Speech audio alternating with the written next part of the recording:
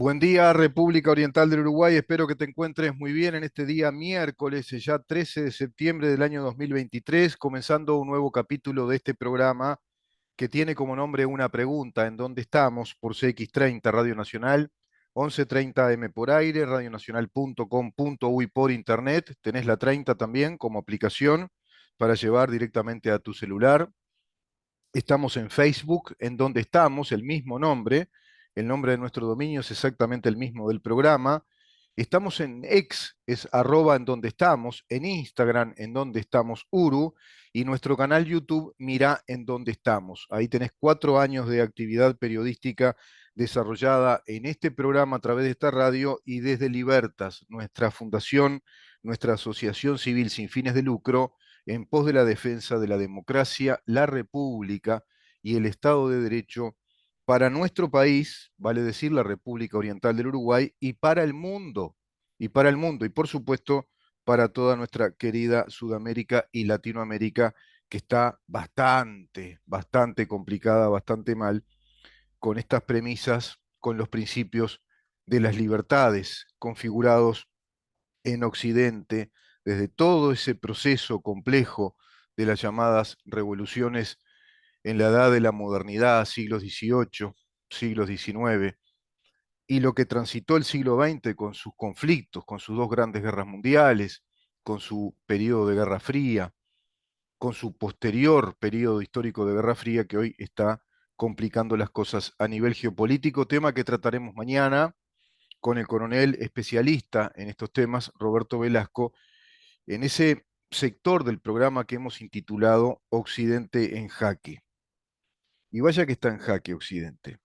Hoy podríamos comenzar con algunas noticias de pronto, si te parece. Decir que Bolivia, Brasil, Paraguay y Uruguay le reclamaron a Argentina suspender restricciones impuestas al libre tránsito en la región. Esto tiene que ver con los gobiernos que lamentaron la implementación de un peaje en forma unilateral y arbitraria al margen de disposiciones reglamentarias internacionales. Los gobiernos de Bolivia, Brasil, Paraguay y Uruguay rechazaron en forma conjunta las medidas impuestas por la República Argentina que restringen la navegación en la hidrovía Paraguay-Paraná. ¿Por qué se da esto? Porque Paraguay trancó esta hidrovía, dado que le plantea la Cancillería paraguaya a la Argentina que le va a empezar a cobrar impuestos, porque le está debiendo más de 150 millones de dólares en la utilización de esa hidrovía del Paraná, la República Argentina. Claro, Argentina le debe a todo el mundo. Está fundida, se robaron la guita, se llevaron la plata a los Kirchner y todos sus secuaces, y hablamos de decenas, de centenas, de miles de millones de dólares o de más. Mucha plata robada. Y a través de la aplicación de un sistema que es un montaje sistemático, un dibujo, un diseño sistemático de corrupción que aparentó ser actos administrativos, pero que en definitiva era la permanente concusión, el cohecho, el tráfico de intereses, el tráfico de influencias y la transferencia de recursos económicos desde el Estado a los Kirchner, al matrimonio Kirchner y a todos sus secuaces, sus lacayos, sus almanuenses y por supuesto esos testaferros. Todo eso aplicándose en un modelo populista, por otra parte, un modelo socialista, económicamente socialista, con un cepo cambiario lamentable. No puede funcionar un sistema económico con una moneda que en verdad no lo es, porque si vos tenés un dólar que tiene distintos valores, tienen como 14 tipos de dólares o más, ya no recuerdo. Bueno, es una locura, no tienen establecido el curso legal de la moneda, de las divisas como el dólar tampoco, por lo tanto no es una economía bimonetaria, devaluó la moneda argentina, no vale nada y eso dispara en un efecto hiperinflacionario que ya no aguantan. No tienen reservas, se gastaron los encajes bancarios en el Banco Central, salió a pedir plata a Massa. Bueno, fíjate vos que todo es un descalabro en Argentina, todo es un desgobierno, todo es una inconducción económica, macroeconómica, financiera, respecto a un país que pretenda ser un modelo de país lo más unitario posible y que pretenda ser por lo menos un país emergente en estos tiempos, ir hacia un desarrollo económico, social. Bueno, todo lo contrario, Argentina destruida socialmente, con graves crisis sociales, al borde de un estallido social, con más de 29 millones de pobres, entre los cuales hay 6 millones de indigentes, un país que produce o puede producir alimentos para 840 millones de habitantes, que tenga 6 millones de indigentes que no pueden comer, es realmente una cifra escandalosa. Todo eso provoca estas distorsiones en la región, porque estos gobiernos populistas de un perfil claramente izquierdista hoy por hoy, y en lo popular, si vos querés, en lo político, con un perfil fascista, de un nacionalismo muy autoritario y ya autocrático de parte de Cristina Fernández de Kirchner, donde los que quedan a su alrededor quedan neutralizados prácticamente, sometidos a la, digamos que, triste condición de ser un títere político como es este presidente actual, que de presidente solo tiene un nombre, una nominación, pero que no ejerce la presidencia. Me refiero a Alberto Fernández. Bueno, lo cierto es que están en este conflicto Paraguay y Argentina. Vamos a otro punto de la política internacional rápidamente, y creo que te vas a dar cuenta por qué toco estos puntos. ¿Sabés que en España están tratando el tema de la ley de amnistía? Es Puigdemont, el separatista catalán, también socialista, comunista, separatista, neomarxista, progresista, tres todo junto, porque hoy es complicado el panorama de la nueva revolución marxista hacia el socialismo encaminado a una concepción comunista desde las reformulaciones gramscianas, desde el neomarxismo, que plantean, bueno, derrumbar el Estado de Derecho por dentro de la actividad política cuando adquieren esos partidos de izquierda la relevancia parlamentaria, es decir, tienen el peso parlamentario, tienen los porcentajes, la representatividad que les permite condicionar un paquete de leyes que van sujecionando al Estado de Derecho, lo van sometiendo hasta que lo logran desmantelar. Eso es lo que está pasando en el curso general de todo este común denominador que son los gobiernos populistas de izquierda, así llamados. Yo considero que hay que ser más preciso. Son gobiernos de un neomarxismo globalizado a través de dos grandes planes. Uno es Agenda 2030, que establece un estándar desde el Foro Económico Mundial, desde Davos, desde los organismos internacionales, pero por supuesto con su casa madre en California y por dentro del Partido Demócrata. Esa Agenda 2030 con grandes grupos financieros está planteando hegemonizar, estandarizar un modelo socializante, socializar con valores de conducta que discrepan abiertamente con los valores occidentales de nuestras democracias liberales y nuestras repúblicas como estados de derecho. Los principios de la autonomía de los pueblos, el principio de la soberanía nacional, la autodeterminación,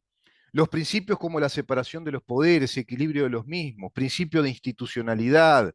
que nos gobiernan las leyes y no los hombres, que es la Constitución la que está a la cabeza de todo el orden jurídico en esa pirámide jerárquica, todo eso lo rompieron. Están tergiversando valores republicanos, valores democráticos y también, por supuesto, los principios del Estado de Derecho que lo desconfiguran para establecer un Estado corporativo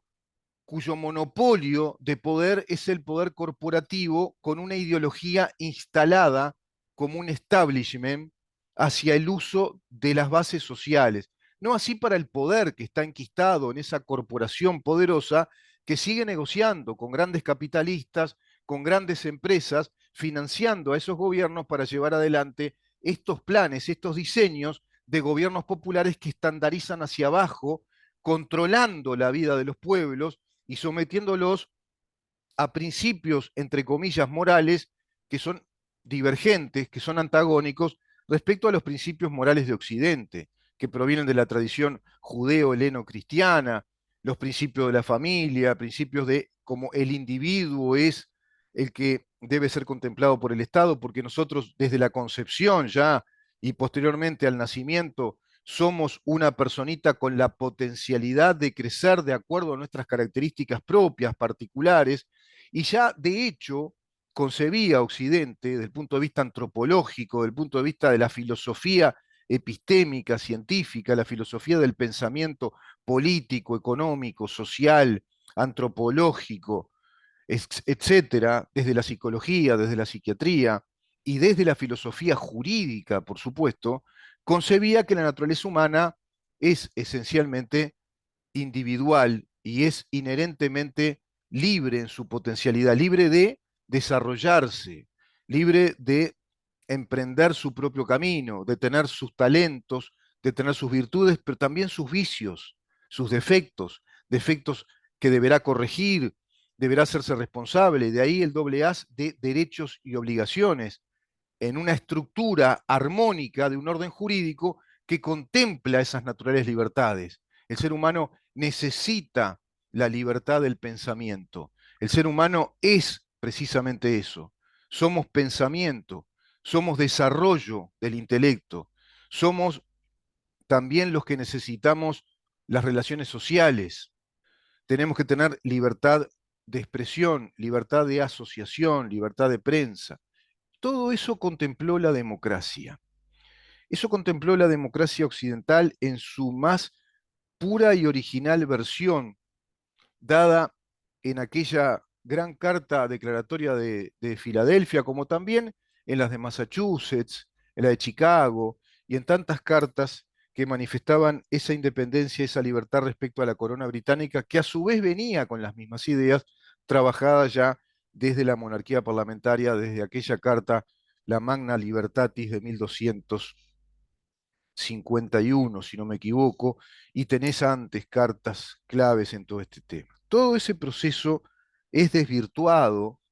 es estropeado y se pretende sea destruido, como nos explica el doctor en filosofía y sociólogo marxista de actualidad, te hablo de Slavoj Zizek, en un libro que se intitula Idea del comunismo,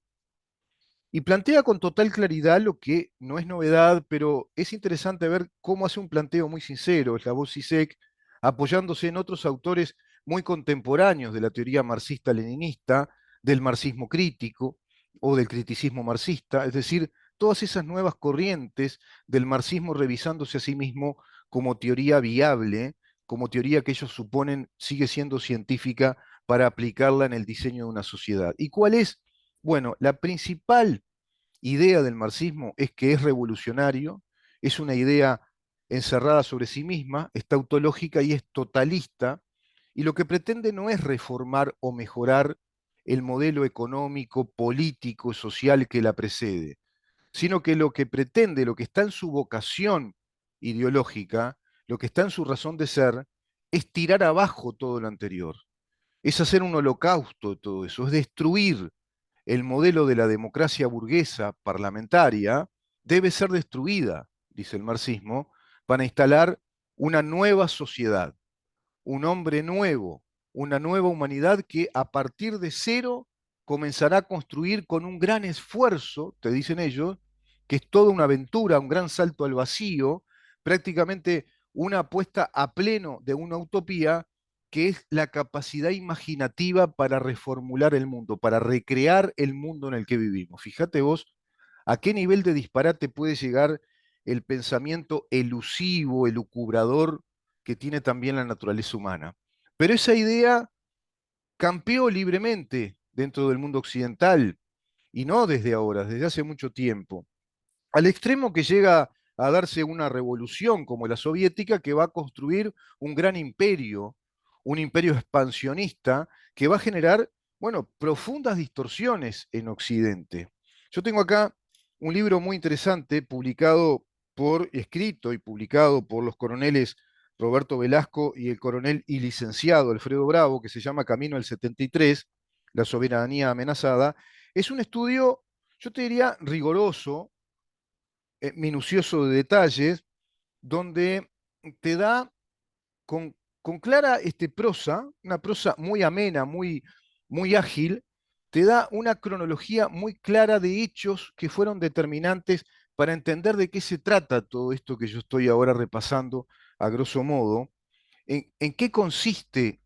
hablar del comunismo, hablar de socialismo, que son complementarios. El socialismo es una etapa prevista, concebida por la teoría marxista para llegar a una sociedad comunista, pero cuando decimos comunismo estamos hablando del Partido Comunista y su organización, su organización, su concepción estratégica para llegar al poder y cómo va desvirtuando la institucionalidad de un Estado de Derecho que ellos consideran burgués, de una democracia fallida, esa democracia representativa, con un parlamento al que desvirtúan, y ya lo han hecho en todos nuestros países, condicionando la actividad parlamentaria a una legislación marxista. Esto pasó en Chile, por ejemplo, se conmemoró el otro día la caída de la dictadura de Allende a partir de otra dictadura que fue la de Pinochet, la dictadura comunista de Salvador Allende. Tengo este libro fantástico del abogado y analista político, escritor argentino Nicolás Márquez, su última obra, su última gran obra, un escritor realmente de altísimo nivel, de altísimo fuste, un analista político, devenido prácticamente ya en un historiador de la historia política contemporánea y un combatiente también liberal de principios cristianos contra el marxismo internacional y el marxismo instalado, el marxismo y el comunismo instalados en América Latina. La dictadura comunista de Salvador Allende. La dictadura comunista de Salvador Allende es un libro imperdible. Y este otro que tengo acá, Camino al 73, La soberanía amenazada. Vamos a ir a una pausa. Te voy a leer un momento del libro La soberanía amenazada, Camino al 73, página 83, para que entiendan cómo trabajan desde la época soviética a la fecha. Eso no cambió, aparentemente cambió la doctrina en algunos aspectos y la estrategia revolucionaria en algunos aspectos desde la perspectiva gramsciana, que es instalar en el Estado, digamos en sus estamentos, una modificación o una revolución cultural, tanto en el sistema educativo como en la concepción legislativa del Estado estamentario, burocrático, modificar las funciones, por ejemplo, de nuestros ministerios, de nuestra administración central, introducir toda una serie de ideologías o una gran columna, un encolumnado de distintas filas ideológicas a través del LGBTQ+, por ejemplo, de ideologías como el ambientalismo, por otro lado, de una ideología económica como la de la distribución de las riquezas o la sociedad igualitaria, y ahí también tenés otra gran columna que introducen en la legislación de nuestros estados, pervirtiendo abiertamente o directamente, digamos, desconociendo los principios constitucionales de nuestro Estado de Derecho, desconociendo abiertamente como ya lo venimos analizando en nuestro país. Quédate ahí que continuamos.